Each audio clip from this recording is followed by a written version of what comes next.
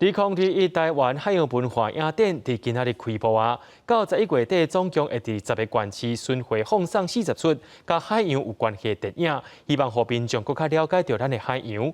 其中开播的影片《平安居》会当讲是全世界头一届放送，透过文化了解到海洋文化对咱的影响甲意义。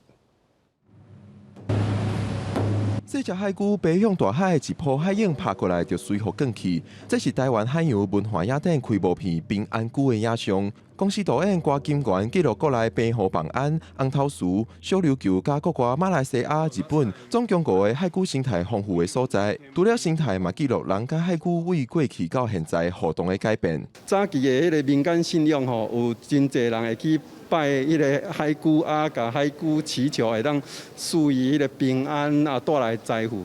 啊，但是这几年哦，阮有看到讲有真侪人反倒会去帮海龟。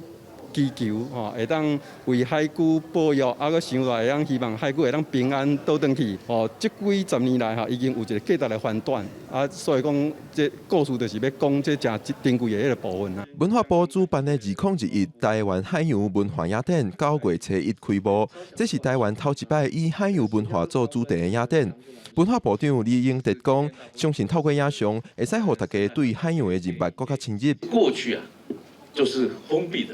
所以我们对海洋有一种莫名的恐惧。海洋文化教育最后的一个目的呢，就是让所有的大朋友、小朋友呢都能够了解海洋那么亲近海洋，进而去爱护海洋，那么跟海洋共生。2021台湾海洋文化影展有40出海洋相关的国内外电影参展，为9月开始到11月底，巡回10个县市，其中还有甲各地独立册店合作，举办讨论会等活动，希望大家有更加多认识海洋的机会。记者郭伯君、张水台北报道。